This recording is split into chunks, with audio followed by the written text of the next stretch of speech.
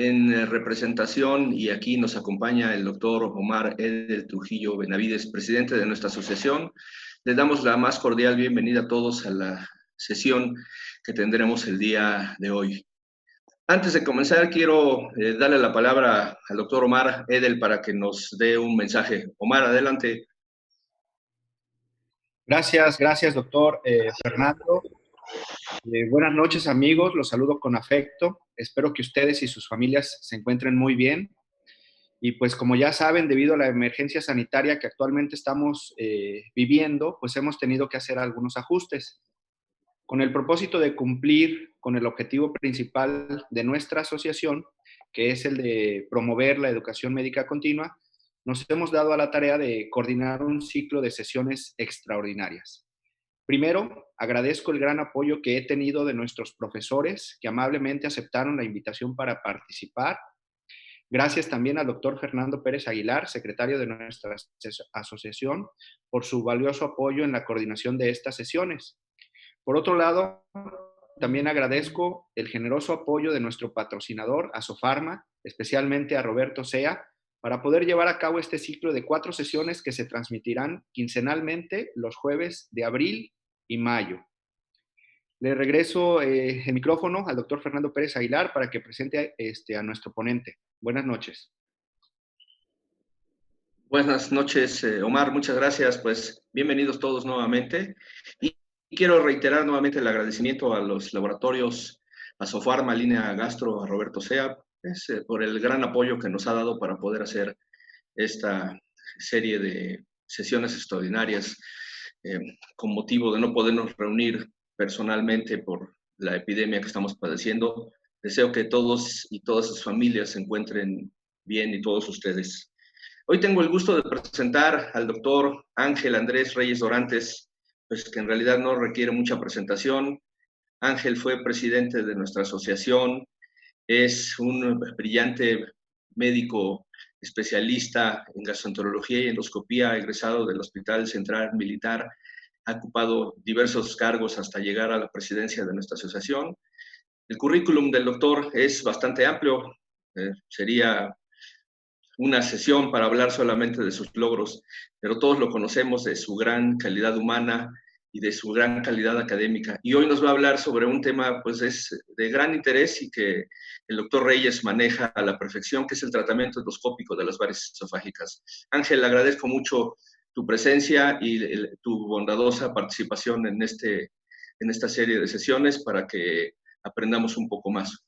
Adelante, muchas gracias. Hola, muy buenas noches, estimados amigos. Bienvenidos a la sesión de la Asociación Mexicana de Endoscopía Gastrointestinal y Colegio de Profesionistas. Hoy tenemos una sesión extraordinaria del manejo endoscópico de las varices gástricas sangrantes. Quiero expresar inicialmente que no tengo conflictos de interés respecto a este tema y quiero dedicar esta sesión al padre de los avances que se han tenido desde el surgimiento de la inyección del senoacrilato, el profesor Nipso Gendra, mi mentor, y a quien le deseo que esté gozando de plena salud. También quiero expresar con gran respeto, admiración y solidaridad un reconocimiento a todo el personal de salud que en estos momentos está haciendo su mejor esfuerzo, trabajando muy profesionalmente, entregados y aún a riesgo de su propia vida durante esta crisis, que esperemos que pronto pase y que todos nos volvamos a ver muy pronto y nos podamos abrazar.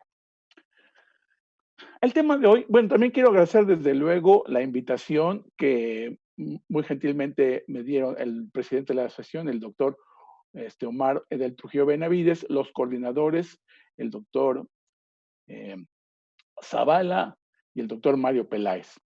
Muchas gracias por esta invitación. El tema de hoy vamos a hablar sobre las varices gástricas. Todos ustedes saben que tienen una prevalencia de aproximadamente el 4% de los pacientes con cirrosis que nunca han sangrado. Y el riesgo de sangrado de estas varices es de aproximadamente la mitad del número de sangrados que se presentan en las varices esofágicas. Sin embargo, son muy importantes porque la mortalidad tiende a ser mucho más alta y los peores desenlaces se dan para las varices aisladas tipo 2.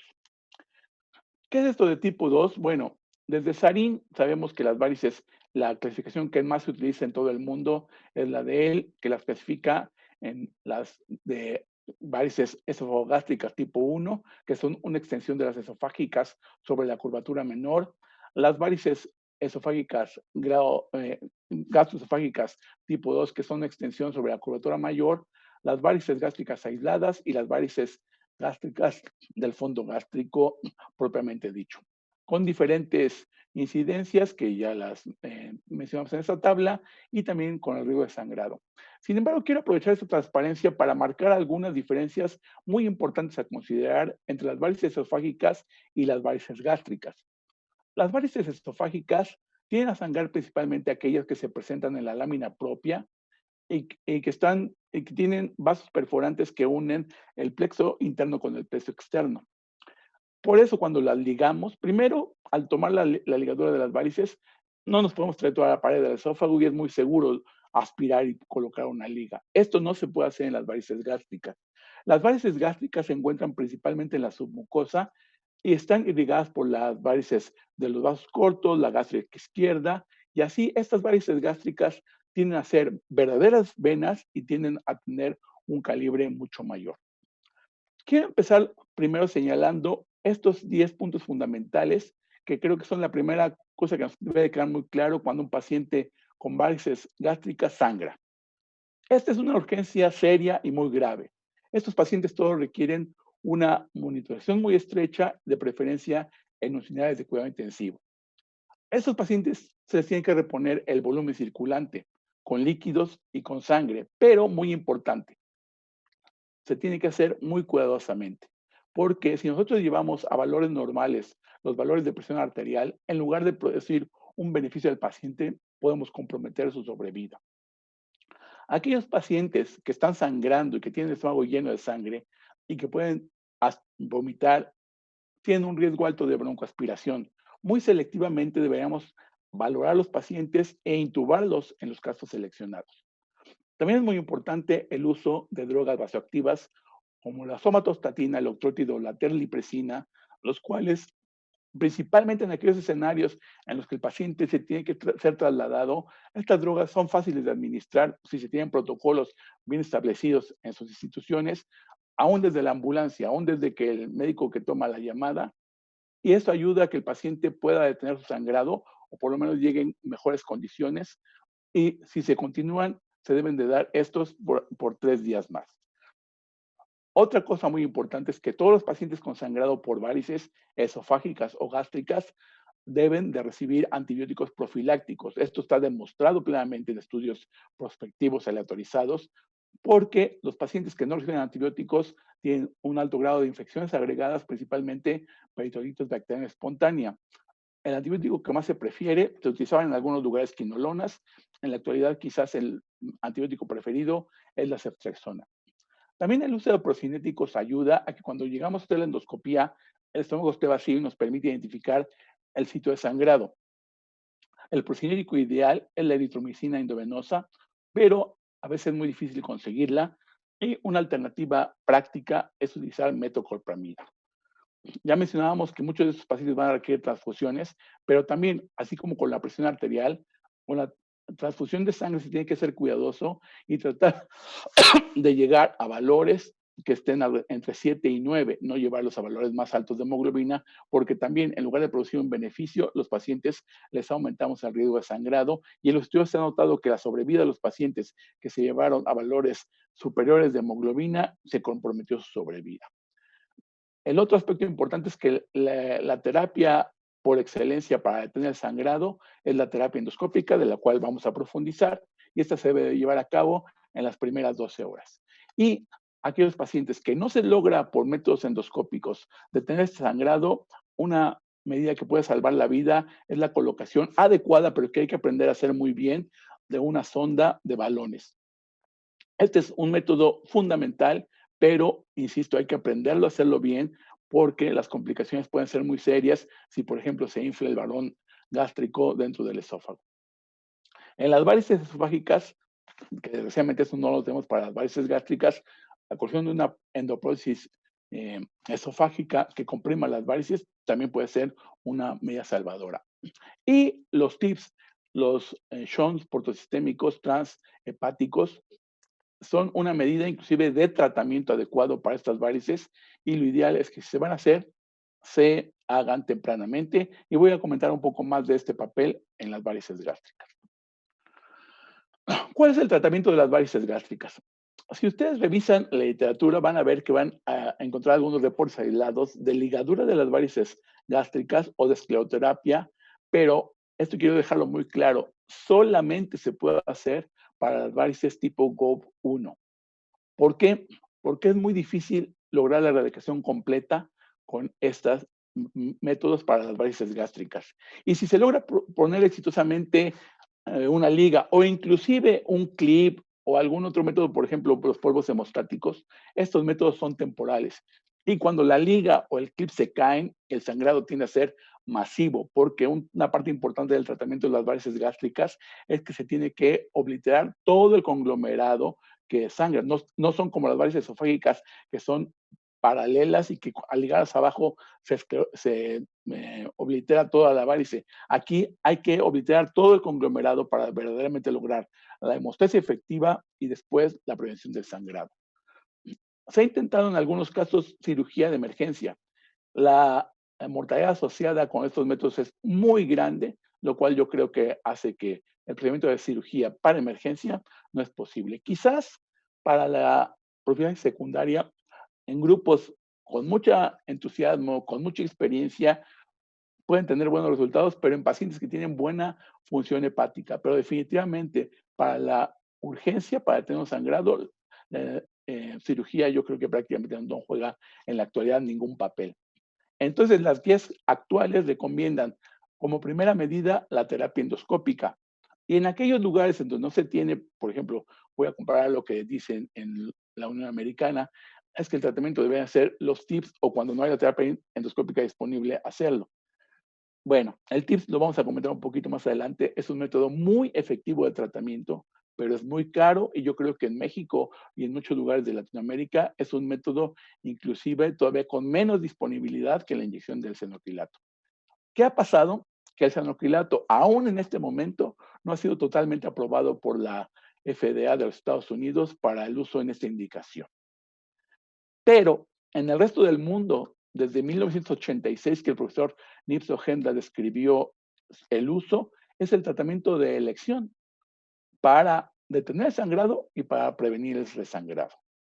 El método convencional de hacerlo, hoy también entraré con algunos detallitos, es obviamente con una endoscopía directa, con poner el endoscopio en retroflexión, con identificar como causa de sangrado en ese paciente la varice gástrica y después la inyección intravaricial del senocrilato, que ahorita voy a explicar qué es. Es un polímero que en contacto con la sangre va a crear una obliteración completa de esas varices. Y esto, cuando se diluye con alguna sustancia como lipiodol, podemos inclusive verlo radiográficamente. El cianoquilato es un polímero que se descubrió desde 1942 en los laboratorios de Eastman Kodak. Ha sido usado desde 1970 para aplicaciones quirúrgicas que incluyen cirugía del oído medio, cirugía de huesos, cirugía de cartílago, para cerrar fístulas cerebroespinales o cerrar piel.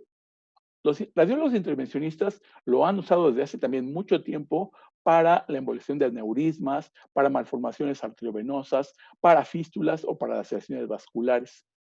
Como este en contacto con la sangre polimeriza muy rápido, una manera de disminuir o aumentar más bien el tiempo de polimerización y retardar que se obstruya completamente es mezclarlo con lipiodol, el cual es un medio de contraste oleoso que se pone no tanto para el control fluoroscópico de la inyección, sino principalmente para retardar la polimerización.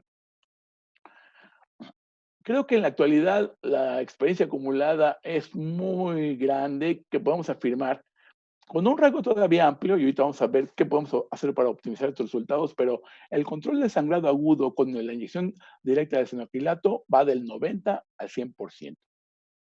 El índice de resangrado, si se inyecta bien, también debe ser un máximo del 30%, y cuando se tiene experiencia, este valor de resangrado en los grupos que han reportado sus series que lo hacen cotidianamente está muy por debajo de esto. Y el riesgo de embolización es la principal complicación, pero también Voy a insistir en algunos puntos que considero claves para disminuir este riesgo de embolización. La técnica. La técnica más utilizada, la que describió el profesor Sojendro y se ha ido puliendo, es la dilución de una ampolleta de 0.5 mililitros de N-butil-2-cianocrilato. Voy a dar el nombre comercial, no tengo conflictos de interés, pero lo doy porque es la marca mucho más empleada en todo el mundo, se llama Histoacril. Y así vienen las ampolletitas de 0.5 mililitros de una sustancia azul líquida cuando está dentro de la ampolla.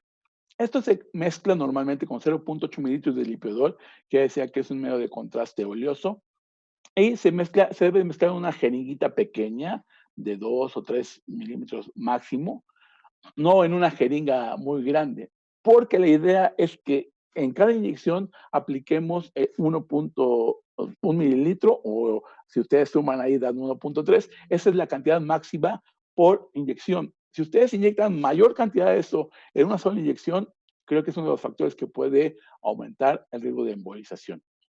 Se puede inyectar varias veces, pero siempre inyectando cada vez una inyección de 1 mililitro.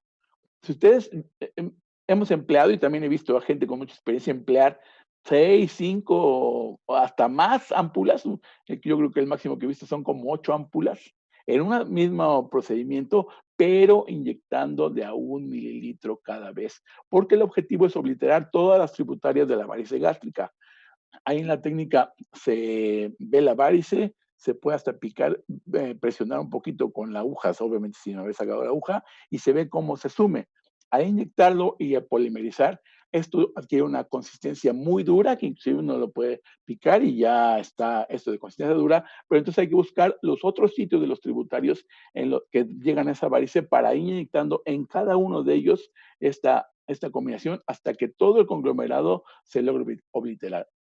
Idealmente, o lo que hacemos nosotros es que a los 4 días después del tratamiento en el que se logró la hemostasis inicial, se vuelve a revisar estas varices y si todavía queda algún sitio que a la presión esté muy blandito, ahí se puede inyectar nuevamente el N-butil-cianocrilato para lograr la obligación completa. Y después se puede ver al paciente cada 8 semanas, por ejemplo, entre cada 4 a 8, de acuerdo a los protocolos que tenga cada institución. Si ustedes, para lograr que se erradiquen totalmente las varices y logren, por así, evitar el resangrado, tienen que tener como objetivo lograr la obliteración completa de todas las tributarias. ¿Cuáles son los factores que incrementan el riesgo de embolización? Y yo creo que estos factores los quiero enfatizar porque yo creo que si se evitan, uno puede disminuir muchísimo el riesgo de embolización. Uno es no sobrediluir el embucrilato con el lipiodol. Esa es una cosa muy importante. Y aquí voy a mencionar también otra marca comercial, pero creo que esto les puede servir a alguien. Si ustedes no están empleando Histoacril, que es el cianocrilato que se consigue y que más se utiliza en México y en muchos lugares para esto, una alternativa es utilizar el Dermavon, el que se utiliza para el cierre de la piel. Este es un cianocrilato diferente, tiene características físico-químicas un poco diferentes. Y esto es muy importante. Si ustedes emplean el Dermavon, no lo tienen que diluir con lipiodol. Su tiempo de polimerización es mucho más lento. Entonces, si Histoacril se debe diluir con lipiodol, porque si no, polimeriza muy rápido y se puede tapar su catéter. Inclusive hay quien ha reportado que se le ha quedado la aguja en la varice. Y si ustedes emplean Dermavon, no deben usar lipiodol, porque entonces lo sobrediluyen y es cuando tienen el riesgo de que la mezcla se vaya antes de que polimerice y oblitere la varice. La otra es el tiempo adecuado de inyección. Digo, eso obviamente se tiene que hacer con experiencia, pero la inyección en general no puede ser muy, muy rápida. Comento, hay que purgar el catéter con agua bidestilada, no solución salina, porque eso también ayuda a que polimerice más rápido. Y cuando ustedes ven la varice, pican la varice, pasan 1 centímetro de solución salina, de agua bidestilada, para cerciorarse de que la inyección es estrictamente intravaricial. Cuando ven eso, que están seguros, entonces pasan la ampolleta de la mezcla del cianocrilato con el lipiodol y luego pasan con agua destilada porque la mezcla está en el catéter, no ha pasado a la vena. Tienen que pasar también 1.5 de la solución del agua destilada para que la mezcla pase. Y una vez que ha pasado, retiran la aguja y siguen poniendo agua destilada para que vean que la aguja sigue permeable. A veces ve uno la varice, el hoyito donde picó, que empieza a salir un poquito de sangre, pero luego se forma, yo lo comparo con una estalactita y se frena ahí. Eso es realmente muy llamativo, pero además muy efectivo para detener sangrado en un paciente.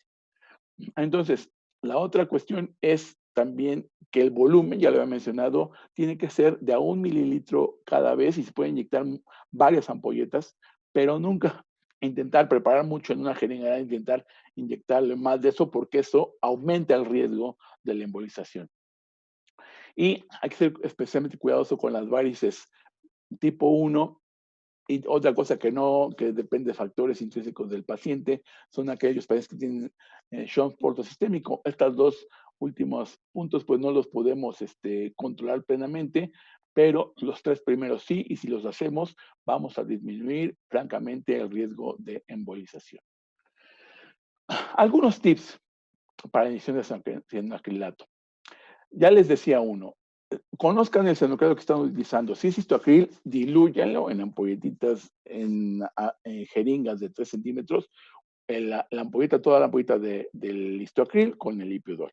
Pero si utilizan otros cianoacrilatos diferentes, probablemente los otros no requieran la dilución y esto hay que acostumbrarse al tiempo en que polimeriza para que no se inyecte demasiado rápido, porque se inyecta demasiado rápido, se aumenta el riesgo de embolización, ni demasiado lento que se les tape el catéter o se quede atrapada en la aguja de inyección en la varice. Si ustedes inyectan también alícuotas de 1 milímetro en cada inyección, también esto disminuye aún más el riesgo de embolización. Ya en otros aspectos prácticos, vale la pena utilizar un endoscopio de canal amplio porque eso mejora la visualización y además les permite aspirar más fácilmente y evacuar completamente los coágulos que pudieran estar ahí o la sangre. También esto también hay que insistirlo plenamente, la inyección del cianoacrilato tiene que ser estrictamente intravaricial. Si ustedes el cianoacrilato lo inyecta submucoso, van a producir úlceras muy grandes que algunas de ellas pueden también sangrar profusamente. Y otra cosa, yo creo que ajustándose a esto, el riesgo es mínimo, pero para protección aún de endoscopio, con una pequeña recipiente con aceite de oliva, 10 mililitros aspirados por el canal de trabajo, eso puede ayudarles a que la punta y el canal queden protegidos un poquito, a que alguna pequeño derrame de acrílico no vaya a dañar su equipo. Yo creo que parte a veces los resultados dispares que uno ve en algunas de las series publicadas son que no todos los grupos han estandarizado la técnica. Yo les invito a que si no están haciendo, lo hagan ya, no le tengan miedo y que lo hagan con una técnica estandarizada. La referencia que le pongo yo creo que es uno de los artículos que mejor describe la técnica con mucho detalle, todos los detallitos que podemos comentarlos en las preguntas, pero que ahí los pueden repasar muy fácilmente. Si se toman las precauciones adecuadas, el riesgo para el personal y el riesgo para el equipo endoscópico realmente creo que es mínimo. Y otra cosa muy importante, insisto, hay que obliterar todos los conglomerados. Si ustedes nada más tapan el vaso que sangró, seguramente que alguno de los otros colaterales va a sangrar y eso es lo que aumenta el índice de resangrado. Y una novedad, quizás la más importante recientemente, es que esta inyección de cianoacrilato se puede hacer guiada por ultrasonido endoscópico. Y eso tiene algunas ventajas. ¿Por qué? Porque hacerlo guiado por ultrasonido endoscópico, primero, posibilita la confirmación de que está metiendo el cianoacrilato directamente al lumen de la varice. Después, una cosa muy interesante es que se puede identificar el vaso perforante y cuando a veces se pone el cianoacrilato y una cantidad más pequeña que la que se requería para todo el conglomerado, es muy llamativo como al inyectar y obliterar el vaso perforante, la gran varice que se ve en el fondo gástrico se colapsa y ya queda muy pequeña, y entonces la cantidad que hay que poner el cianoacrilato es mucho menor. Después, una vez que uno inyectó, puede uno confirmar con el mismo Doppler del ultrasonido que el flujo del conglomerado de la varice se detiene por completo. Y además, otra gran ventaja, a veces muy, muy importante, es que la visión que tiene uno para inyectar no está uno luchando con ver la sangre, si uno lo hace por el método convencional, pero el paciente tiene un sangrado activo, puede ser que toda esa sangre que está cayendo prácticamente directamente en nuestra lente, pues nos impide localizar adecuadamente el vaso y a veces nos obliga a muchas maniobras, mover al paciente para poder identificar el vaso. Por ultrasonido, no hay problema porque aunque hubiera una gran cantidad de sangre en el fondo gástrico, nuestra inyección va a ser precisa y directa. Y otra cosa que se voy a poner es que los llamados coils, que son pequeños resortitos de metal que tienen una serie de pelitos sintéticos y que los radiólogos intervencionistas han utilizado mucho para causar embolismo de ciertos vasos o aneurismas. Aquí, con una aguja de las de aspiración, también se puede pasar este tipo de coils, liberar el coil en la varice y luego poner el cianoacrilato. Con esto se logra que el coil forma una especie de andamio y también la cantidad de cianoacrilato que hay que poner para obliterar la varice es mucho menor y eso parece ser que ha disminuido el riesgo de embolización, además de las ventajas que hemos mencionado de la inyección por ultrasonido endoscópico. Hay algunos trabajos que han tratado de utilizar otras sustancias y más, como decíamos, que Estados Unidos no está aprobado el cianoacrilato todavía, como la trombina o la gelatina esponja. Son series muy pequeñitas, con pocos pacientes y de uno o dos grupos cuando más. Yo creo que son prometedores, pero habría que tener resultados pues más amplios, de estudios más grandes, para poder afirmar que pudieran ser tan buenos, por lo menos, como el cianoacrilato. Entonces, quiero concluir esta charla repasando algunos de los mensajes principales. Yo creo que esta falta de aprobación del cianoacrilato para este uso para el sangrado por varices del fondo gástrico en Estados Unidos ha hecho que se tengan que emplear allá otros tratamientos que son efectivos, pero muchos más caros y a veces no tan disponibles como los TIPS o lo que se llama el BRTO, que es otro procedimiento que no entro en detalles, pero otro procedimiento de tipo radiológico, muy utilizado, por ejemplo, en Japón, pero que requiere que haya cortocircuitos arteriovenosos para que pudiera aplicarse adecuadamente. El cianoacrilato, entonces, es el estándar de cuidado para el sangrado de las varices gástricas y podemos afirmar en la actualidad que está totalmente demostrado que es efectivo y que es relativamente seguro, principalmente si uno sigue un método estandarizado. La embolización, que es rara, pero es una complicación potencialmente letal. Espero que algunas de las cosas que comentamos puedan ayudarles a tratar de disminuir este riesgo a lo mínimo. Y es muy importante estandarizar la técnica y conocer las propiedades físico-químicas del cianoacrilato que ustedes estén utilizando. Insisto, no todos son iguales, varía el tiempo de polimerización y eso va a tener impacto tanto para la velocidad a la que uno inyecta como para si se va a diluir o no con alguna otra sustancia oleosa. Y en la actualidad, el uso de la inyección guiada por ultrasonido y más si se emplean los COIs, parece que es todavía aún más efectiva y más segura. Claro, se requieren algunos estudios para demostrarlo plenamente. Muchas gracias por su atención. Muy bien, pues después de haber escuchado esta brillante e interesante ponencia del doctor Ángel Andrés Reyes Dorantes, tenemos aquí algunas preguntas de los participantes. Ángel, que te quiero hacer una pregunta que nos hace una doctora, que si usas lipiodol antes y después de la mezcla, de inyectar la mezcla, y qué opinas de inyectar el listoacril solo, sin diluir con el lipiodol. Sí, hola, ¿qué tal? ¿Cómo están? Buenas noches. Pues muchas gracias a todos por su interés, por su participación y con mucho gusto responder a esa pregunta. El lipiodol se mezcla con el listoacril. No, yo no lo utilizo para lubricar. Alguien ha propuesto que si se pasa primero sobre el catéter y después. Yo creo que el mejor líquido primero para purgar el catéter y luego para empujar la mezcla del catéter para que pase la varice es el agua bidestilada. Entonces, el lipiodol, los 0.8 mililitros, se mezclan con la ampolleta de listoacril y se pure el catéter y luego se empuja la mezcla con agua bidestilada. Perfecto, esto es muy interesante porque además si no sería un desperdicio del lipiodol. Sí, claro. Otra pregunta que es muy interesante la hace el doctor Omar Edel.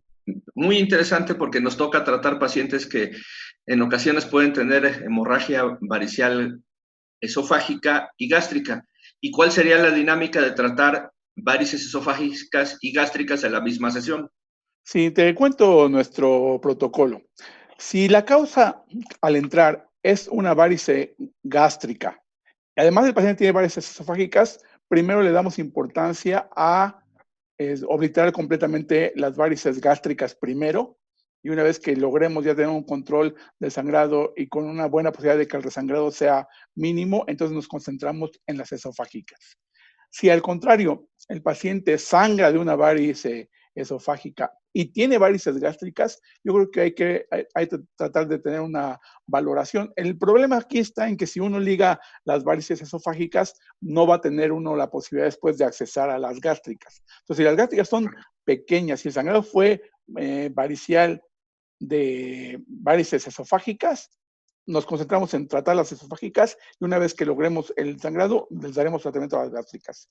Ahora, lo más común es que cuando uno entra, ve varices esofágicas, ve varices gástricas, el antecedente del sangrado del paciente, pero no identifica uno exactamente el sitio, ya sea con un punto blanco o con un pezoncito. Si no es así, entonces nosotros preferimos darle tratamiento a las dos, o sea, usar histoacril o el cianoacrilato para las varices del fondo gástrico y una vez que lo hemos aplicado, entonces ligar las varices esofágicas. Yo creo que se pueden hacer en la misma sesión, pero siempre y cuando la inyección de las varices gástricas sea muy satisfactoria.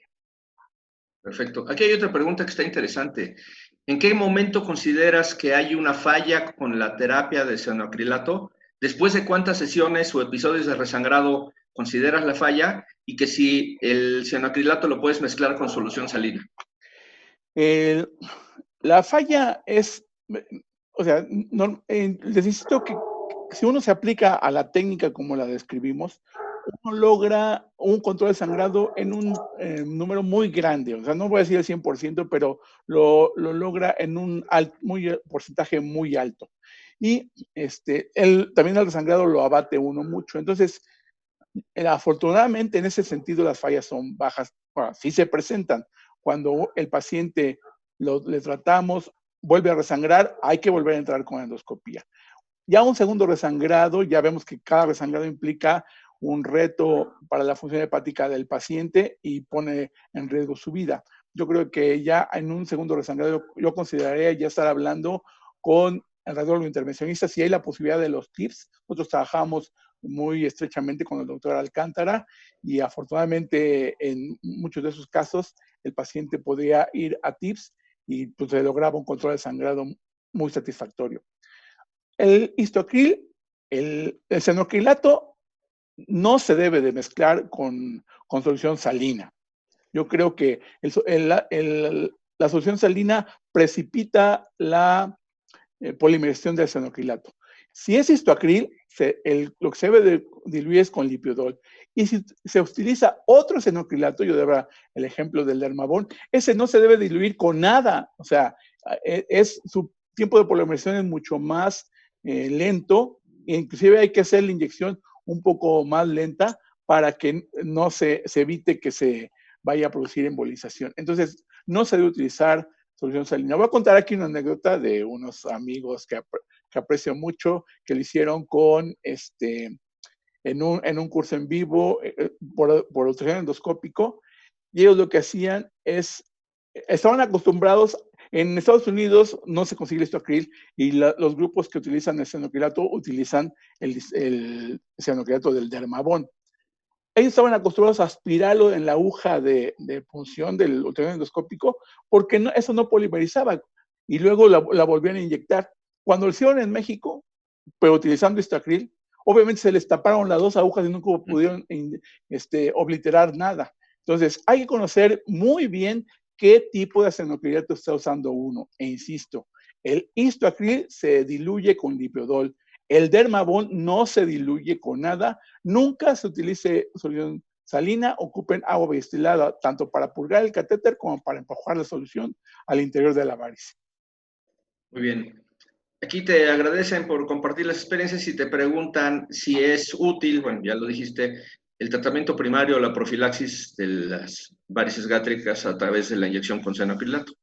Está mucho menos estudiado, o sea, aquí no es tan claro como en las varices esofágicas, que tenemos muy claro el protocolo. Aquí yo creo que un paciente que tiene varices muy pequeñas, pues yo creo que sería, traspolando los resultados de las varices esofágicas, el uso de beta bloqueadores no selectivos, propanolol, nalodol, etcétera. Y extrapolado también el criterio de que las varices medianas o grandes esofágicas, más si el paciente tiene circunstancias de que lo pongan en riesgo de que no pueda llegar rápidamente a un hospital en un evento agudo, yo creo que para esos pacientes sí estaría justificado. Nosotros lo hacemos, es parte de nuestro protocolo, hacer una profilaxis primaria de varices gástricas grandes que nunca han sangrado. Perfecto. Aquí hay otra pregunta, también lo comentaste. ¿Cuál es tu experiencia en la ligadura de varices gástricas con bandas gástricas elásticas? Voy a tomarlo porque esa es una pregunta común, recurrente, si se puede poner una banda, si se puede poner un clip, hay reportes de que se ha puesto exitosamente. Sí, se puede poner para detener el sangrado activo cuando se encuentra el sitio en la varice gástrica, pero tómenlo como una solución temporal que les permita que el paciente pueda ser revisado después con experiencia y se use histoacril. En los casos en los que se ha limitado a poner una banda, a poner un clip y después dejan al paciente, un alto porcentaje de ellos, cuando se cae el clip, se cae en la banda, tienen un sangrado masivo, porque ya decíamos, insisto, las varices del fondo gástrico están todas conectadas y forman un conglomerado. Entonces, el tratamiento hasta ahorita efectivo es obliterar todo el conglomerado y la mejor sustancia que tenemos para eso son los senoacrilatos. Entonces, se puede poner una banda, se puede poner un clip, mucho más si es una GOV1, o sea, una extensión de las varices esofágicas, pero después se tiene que complementar con la inyección del senoacrilato. Muy bien, aquí hay también una pregunta que ya lo comentaste, que en caso de atender una urgencia en el quirófano por hemorragia varicial gástrica, de varices gástricas, y no hay histoacril, pero sí hay Dermabond, ¿qué recomiendas? Sí, claro, usen el Dermabond, solamente la recomendación es ese no lo diluyan con lipiodol e inyectenlo más despacito. El histoacril en contacto con sangre así, directamente, en 10 segundos se polimeriza. Si le ponen el lipiodol, eso se tarda como unos 30 segundos más o menos y nada más que hace más espesa la mezcla. El Dermabond hay que inyectarlo más despacito y no hay que diluirlo con lipiodol. Perfecto. Aquí voy a hacer otra pregunta, está muy interesante. ¿Cuál es el porcentaje de embolización de las varices en tu experiencia? Si está esto diagnosticado y qué tipo de exámenes haces para saber si efectivamente ocurrió la embolización.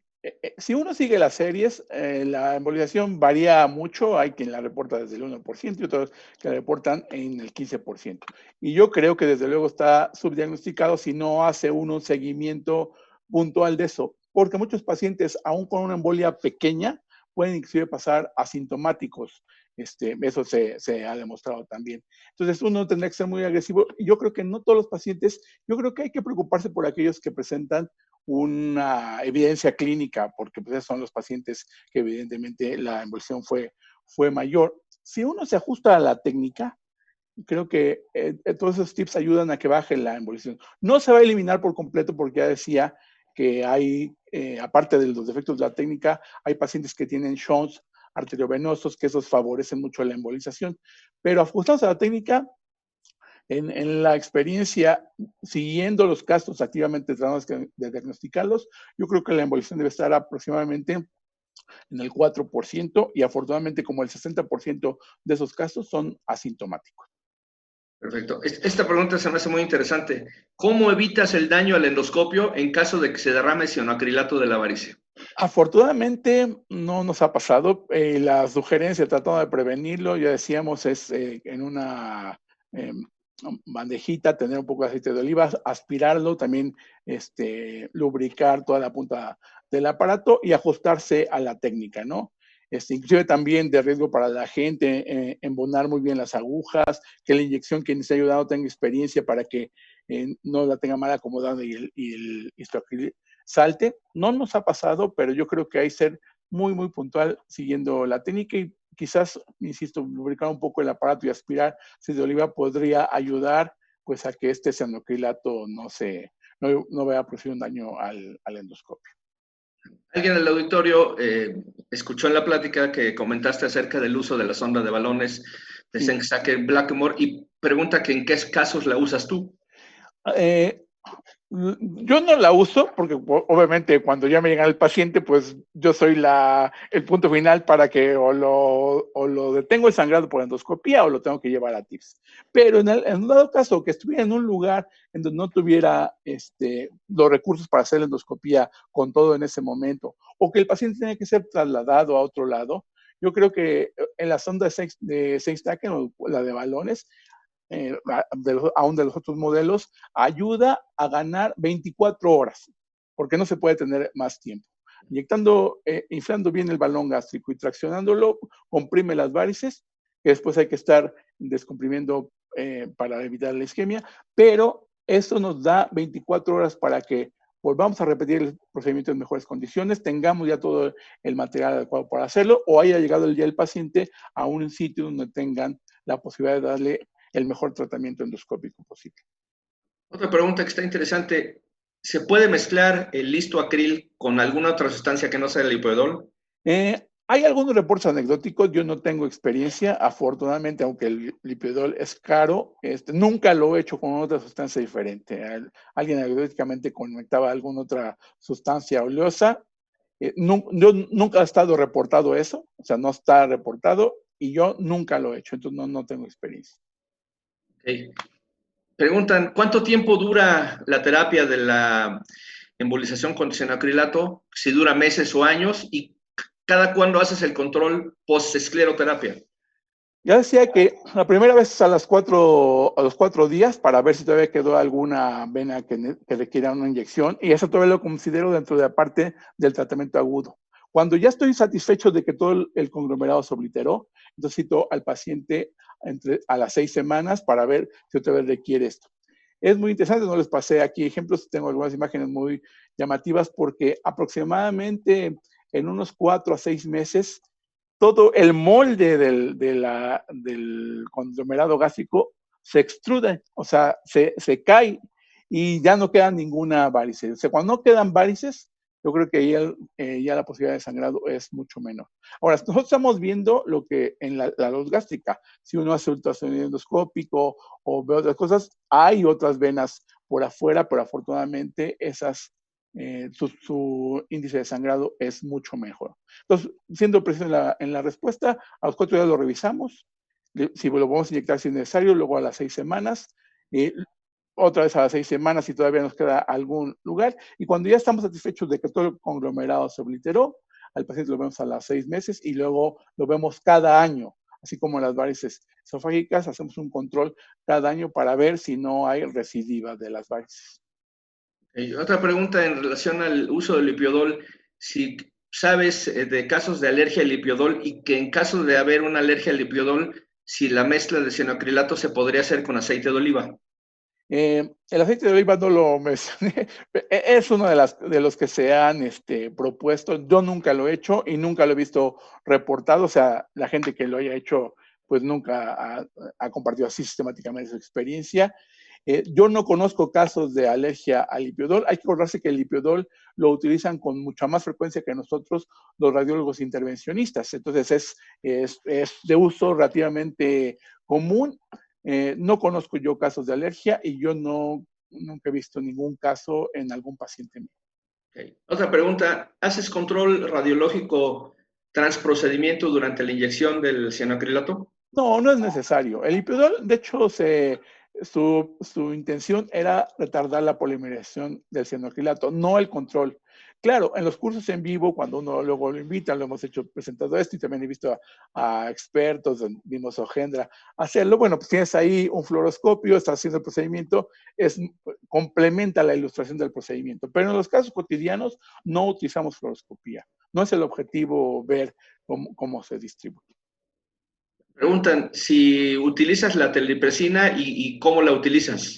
Nosotros utilizamos más bien somatostatina, pero yo creo que aquí depende del protocolo que tenga cada institución. Las tres han demostrado, octrótido, terlipresina y somatostatina son comparablemente eficaces. Y eso tiene que ser dentro del contexto global del tratamiento de un paciente que presenta sangrado por varices. Entonces, esto yo creo que cada hospital, de acuerdo a su disponibilidad, a sus recursos, debe decidir cuál es la sustancia que va a poner, quién decide que se ponga, que se inicie, porque eso no lo va a hacer el endoscopista, lo va a hacer el equipo de gastroenterología, lo va a hacer urgencias, inclusive si se puede en algunos sistemas, hasta la indicación de que se lo admiten al paciente, si el paciente va a ser trasladado y lo va a traer de otro hospital para nosotros, uno empieza el protocolo. Los protocolos están totalmente descritos en muchas referencias, y yo creo que aquí el consejo es cada lugar tiene que decidir qué droga vasoactiva utilizar, pero sí incluyanla en su protocolo porque eso puede salvar vidas.